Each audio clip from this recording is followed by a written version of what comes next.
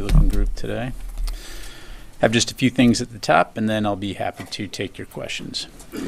In a powerful demonstration of the United States' unwavering support for Ukraine, Secretary Austin visited Kyiv yesterday, his fourth visit to Ukraine as Secretary of Defense, to meet with Ukrainian leaders and to show the Ukrainian people that we stand with them in their fight for freedom. During his visit, Secretary Austin met with President Zelensky, Minister Umerov, and other Ukrainian defense leaders to discuss Ukraine's strategic objectives for the coming months and other battlefield developments. He also engaged staff at the U.S. Embassy in Kyiv and thanked them for their tireless work in support of Ukraine. And in a major speech at the Hendadi Udevko Diplomatic Academy in Ukraine, Secretary Austin reflected on Ukraine's remarkable displays of courage and resiliency in its war of self-defense to date. He laid out how the outcome of Ukraine's fight for freedom will help set the trajectory for global security in the 21st century, and reiterated that the United States will continue to stand with Ukraine in the days ahead. You can read and watch the Secretary's full speech on defense.gov.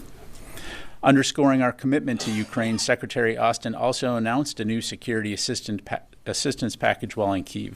This latest PDA package delivers Ukraine $400 million in additional capabilities, including munitions for rocket systems and artillery, mortar systems and rounds, armored vehicles, and anti-tank weapons. The Secretary is now back in Rome, Italy. He'll conclude his week of travel with a visit to the Vatican tomorrow for a papal engagement before heading back to the United States. Turning now to the department's ongoing support for hurricane recovery efforts. As of earlier today, the National Guard has more than 1,100 guardsmen, more than 100 high-water vehicles, and helicopters from 3 states mobilized for the response and recovery mission following Hurricane Milton. Additionally, the U.S. Army Corps of Engineers has approximately 270 people working 9 mission assignments, including temporary roof support, infrastructure assessment, debris control, flood response, and more. Also, the National Guard has roughly 2,000 guardsmen, 65 high-water vehicles, and 8 helicopters from 9 states mobilized for the response to Hurricane Helene. The U.S. Army Corps of Engineers has more than 450 personnel engaged in 33 missions across the region, supporting debris control, temporary power, infrastructure assessment, flood control, and safe waterways assessments. Secretary Austin continues to receive updates on these response efforts, and the department continues to be engaged with interagency partners in support of FEMA, the White House, state, and local governments. I would also like to highlight that since early October, active duty service members in support of local, state, and national partners have performed more than 100 ground missions and 70 air missions, delivering more than 270 tons of humanitarian aid over land and nearly another 200 tons through the air. To put this in terms that are a little easier to visualize, that amounts to 154,415 gallons of water, 53,232 bottles of water, and 262 pallets of food, which equals roughly 20,000 meals. Additionally, these service members were active in route clearance, clearing more than 660 miles of roads and opening 27 ground routes, allowing for increased access to some of the hardest hit areas of the state. In the coming days, following weeks of direct support to the people of Western North Carolina, active duty service members will begin transitioning out of the area as a longer-term recovery phase begins. This transition will be a gradual, phased process that's carefully coordinated between state and local officials, U.S. Northern Command, the dual status commander, FEMA, and the federal coordinating officer. Active duty assets are released only after a comprehensive evaluation is conducted confirming with FEMA and the North Carolina governor that specific DoD support is no longer needed. The U.S. Northcom commander approves their recommendation for release of assets, and civil authorities are prepared to manage recovery and sustainment operations independently. From the onset of this mission, the primary goal of DoD Title X assets and civil support was to provide immediate short-term assistance while state authorities, FEMA, and other federal agencies led the recovery efforts. It's important to note that while these active duty assets may be heading back to home station, the federal mission and federal support is not ending. As active duty service members transition out, the National Guard, FEMA, and other federal, state, and local agencies remain actively engaged to address ongoing needs, rebuild infrastructure and aid communities, and long-term recovery.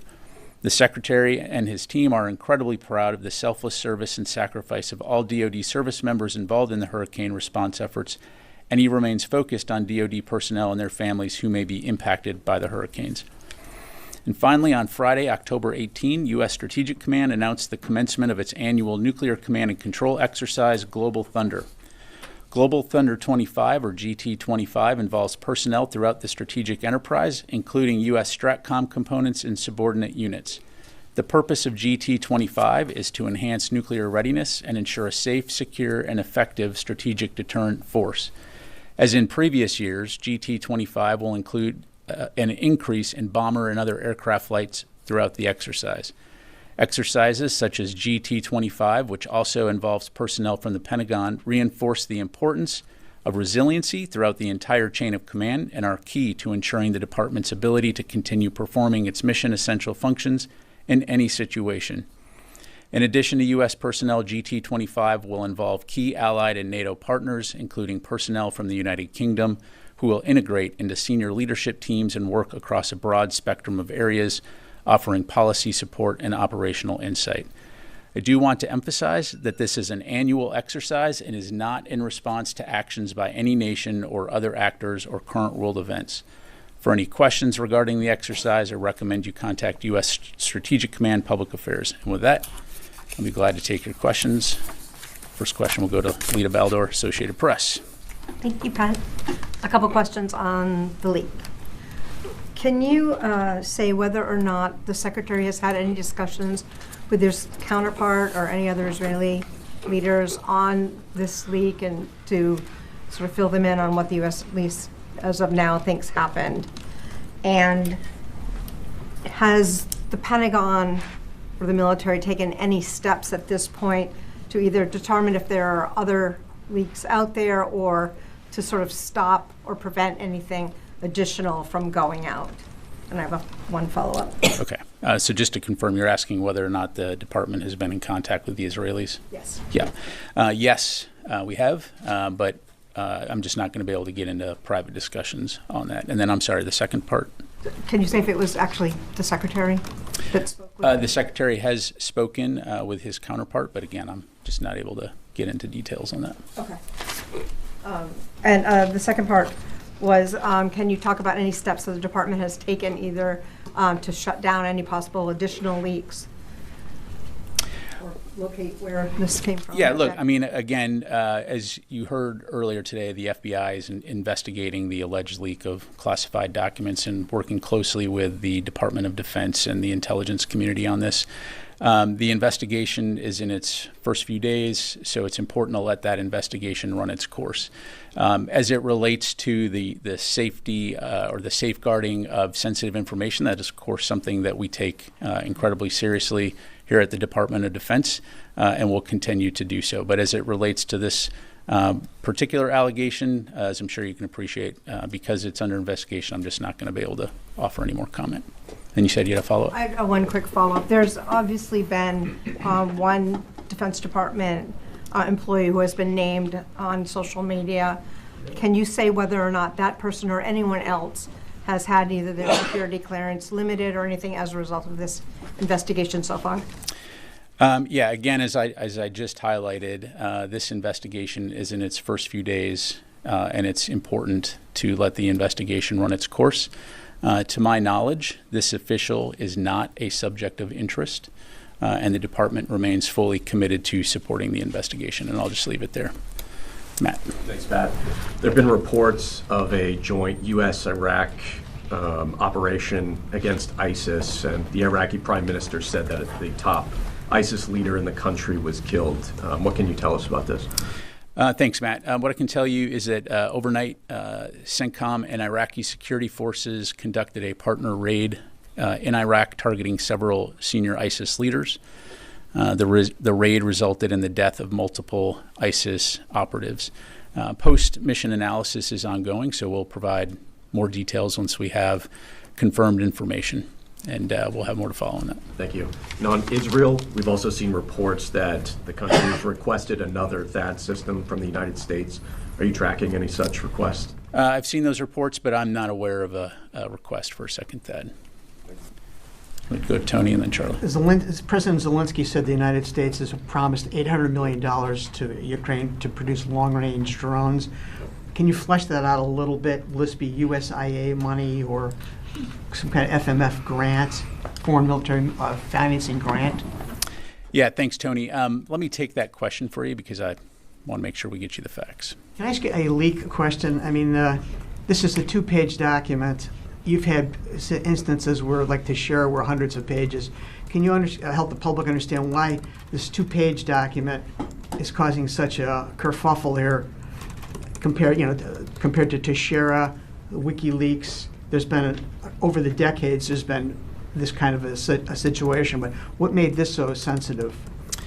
Well, again, this is currently under investigation, so I'm going to be very limited in what I can say, Tony. I would say anytime there's an allegation of potential unauthorized disclosures, we're going to take it seriously. That's exactly what we're doing, and I'll just leave it there. Is this considered a media leak right now, or almost an espionage leak of a foreign government gaining documents? Again, Tony, it's under investigation, so I'm just not going to be able to comment on an ongoing investigation. Charlie. Okay, thank you, General. You have said that the DoD is fully supporting the investigation led by the FBI. Who at the DoD? Which departments, which personnel are involved in this? Yeah, what I would tell you, Charlie, is DoD is fully supporting. The FBI is the lead on this investigation, so I'd refer you to them for any questions. But aren't there representatives of the DoD that are part of the investigation? I just said that the department is fully supporting, but I'm not going to have any more details to go to provide beyond that. So, Tom. Thanks, General. Two different questions.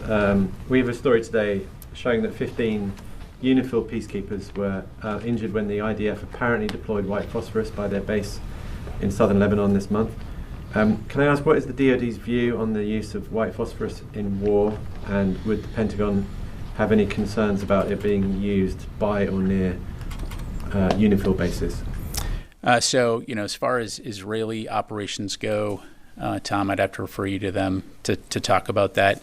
Broadly speaking, white phosphorus is used essentially as a signaling, capability that you can use to hone in on targets or to also provide smoke capability. But yeah, so it does have a legitimate use in combat operations. Okay, and then separately, 64 Democrats in Congress yesterday wrote to President Biden calling for him to push Israel to allow unimpeded access for American and international journalists into Gaza. The letter has been endorsed by CPJ and many other journalist organizations. Does the Secretary support the call for journalists to be allowed in unimpeded into Gaza?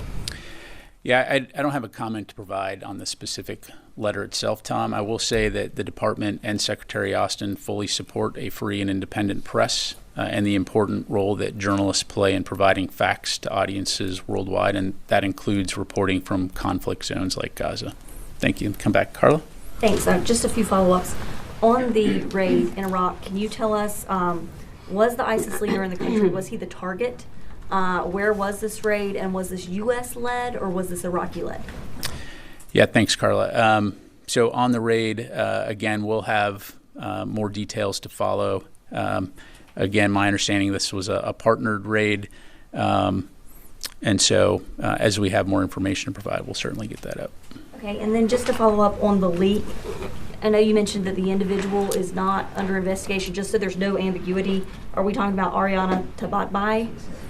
Again, look, for the purposes of reporting here, I don't want to start throwing out names to perpetuate information that, again, as I highlighted, to my knowledge, the official that was being referenced is not a subject of interest. So just leave it there. Got it. And does the Pentagon feel that the leak did originate in the Pentagon? Again, this is under investigation, so I'm not going to have any comment to provide on an ongoing investigation. Pat, just a follow-up on the leak. Can you help us understand why the Pentagon isn't conducting its own investigation? You said you're supporting the FBI. Why isn't DoD conducting its own either joint or separate investigation into the leak or how the system failed or broke down in this case? Well, I'm just giving you a statement of fact here, Orrin, and that is that the FBI is investigating the alleged leak and working closely with the Department of Defense and the intelligence community. And I'll just leave it there. Let me go back. Yes, ma'am. Roe. Yep. Thank you. On Sunday, U.S. 7th Fleet destroyer conducted the transit through the Taiwan Strait with Canadian Navy. So what message was the U.S. trying to send to China, given China's recent military drills around Taiwan? Yeah, thanks for the question. The Arleigh Burke-class guided missile destroyer USS Higgins and Royal Canadian Navy Halifax-class frigate HMCS Vancouver conducted a routine Taiwan Strait transit on October 20 through waters where high seas freedom of navigation and overflight apply in accordance with international law. The ship's transit through the Taiwan Strait demonstrates the U.S. and Canada's commitment to a free and open Indo-Pacific. The United States military flies, sails, and operates anywhere international laws allows. So, thank you very much. Yes, sir. Thank you, General. Yesterday, Amos Hochstein, the envoy of President Biden, said when he was in Beirut that the conflict between Israel and Hezbollah had escalated out of control. So does the Secretary Austin still there is a pathway for the diplomatic, like a ceasefire in any way in Lebanon? The short answer is yes. You know, he does. And we think that it's important that we get to a cessation of hostilities through diplomatic means as soon as possible. And he's made that very clear, as has the department and other U.S. officials. You've got Secretary Blinken, of course, in the Middle East right now, working toward that end. So ultimately, again, we fully support Israel's right to defend itself, but we also believe that the best way to reduce the tensions that we see right now are through diplomatic means. And so we'll continue to work closely throughout the interagency and with our partners in the region toward that end. General, there is some reports claiming that the U.S. and Israel have been reached an understanding on the specific targets that could be for the Israeli if they want to retaliate Iranian in the maybe coming times. Do you confirm that report? Look, I'm not going to speak for the Israelis and what they may or may not do in terms of any operations. I'd refer you to the Israelis to talk about that. Let me go to the phone here real quick. Jeff Shogel, Task and Purpose. Thank you. Our sister publication, The War Zone, is reporting that 11,800 North Koreans have deployed to Russia to fight in Ukraine, including some that are expected to fight in the Kursk region in Russia. I want to know, now that the DoD has had time, can it say whether North Korea has deployed troops to Russia to fight in Ukraine? I know you might say this is a question for Russia and North Korea, but their public affairs apparatus is lacking, and quite frankly, you're nicer. Thanks, Jeff. In terms of updates, Jeff, in order to, give you the facts as I know them, right now we're looking into those reports. As you've heard us say, that this development would mark a dangerous and highly concerning development, but we'll continue to keep you updated on information as we are able to make it available, and of course are consulting with our allies and partners in the region and around the world on this topic. Thank you. Let me go to Mike from Washington Times. Thank you, Pat. To change the subject for a second, DJI Systems, the Chinese drone company, has filed a lawsuit against the Pentagon and Secretary Austin for your decision to designate them as a, quote, Chinese military company.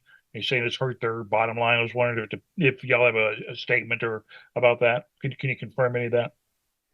Yeah, thanks, Mike. As I'm aware of the press reports on this, but we are not going to be able to comment due to ongoing litigation on this issue. So just have to leave it there for right now. Come back to the room, Janie. Yep. Thank you, General. Two questions on the dispatch of North Korean troops. North Korean fighter pilots were already training in Russia, and it was revealed that the dispatch of 1,500 special forces and several thousands ground troops and already been planned. Even though the United States has surveillance attached. But why the White House and the State Department ignoring the answer to this? And what is the Pentagon's position on this? I'm not sure I fully understand your question, Janie. Can you about North Korean pilots training in fighter pilots in training at Russia already been through. Why United States surveillance assets cannot catch this issue? Well, look, clearly North Korea and Russia have a relationship. As to the eaches of that relationship and the kinds of exchanges of information and training that they've had over the years, that in and of itself is not something that's necessarily new. But obviously we're continuing to keep a close eye on this as it relates to the situation in Ukraine. And as I highlighted to your colleague, when we have any updates on that to provide, we certainly will. Okay. South Korean president and the NATO Secretary General had a phone call conversation yesterday, and he mentioned the possibility of providing Ukraine with weapons of mass destruction, including 155 millimeter shells. How would you react to this? I'll let our, you said the South Korean? Yeah, I'll let the ROK speak for itself in terms of its decisions. We certainly welcome the Republic of Korea's support for Ukraine's fight for freedom and sovereignty, but I'll let them speak to any decisions they may make on that front.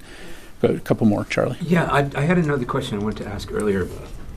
In terms of Israeli retaliation, Iranian counter-retaliation, we've seen this pattern where it's been a matter of weeks before either side would retaliate. Are you expecting that this might be more immediate, in fact, possibly even simultaneous, from the Iranians if attacked?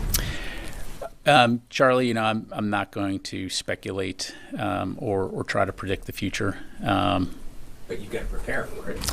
We prepare for a wide range of contingencies. And so, again, our focus has been on working with partners throughout the region to try to prevent the current tensions from spiraling into a wider conflict. I will say that continues to be our overarching aim, recognizing, again, that Israel faces multiple threats, and we'll do our part to help support their defense. But as far as what Israel may or may not do and Iran may or may not do, I'm just not going to get into speculating or talk about hypotheticals. For instance, having the THAAD in place before Israel retaliates, does that play into the calculus? Look, I think the THAAD, as we've highlighted, augments the air defense capability that we already have in the theater, and the context is twice now Iran has conducted massive missile and drone barrages against Iran. So this augments the air defense capability that we have in the region, as well as provides additional protection for our forces and our American citizens who are in the Middle East. Last question, Matt. So a quick follow-up on that partnered operation in Iraq. Did you have any battle damage assessment on ISIS, and were there any American or partnered force casualties that you're aware of? So the mission analysis is ongoing. We do have reports of 2 U.S. service members that were injured. I don't have more to provide at this time, Matt. My understanding is that both of them are in stable condition being treated for their injuries, but certainly we'll have more to provide on that as it becomes available. Yeah. Where are they being treated? Again, that's the information I have right now. We'll keep you updated on that front. Okay? All right. Thanks very much, everybody. Appreciate it.